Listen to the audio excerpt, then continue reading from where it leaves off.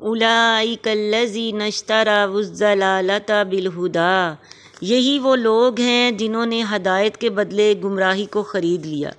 فما ربحت تجارتہم، ان کی اس تجارت نے انہیں کچھ فائدہ نہ دیا، کچھ نفع نہ دیا۔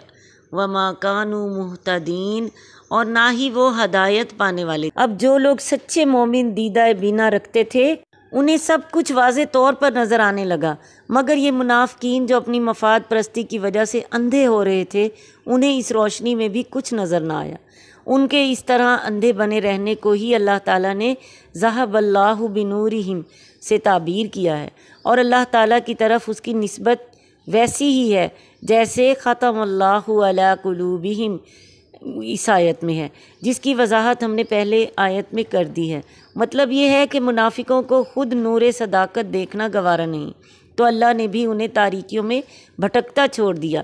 اللہ کا قانون ہرگز یہ نہیں کہ کسی کو زبردستی ہدایت دے، بلکہ اس کا قانون یہ ہے کہ جدھر کوئی چلتا ہے اللہ تعالیٰ ادھر ہی اسے چلنے میں مدد کیے جاتے ہیں۔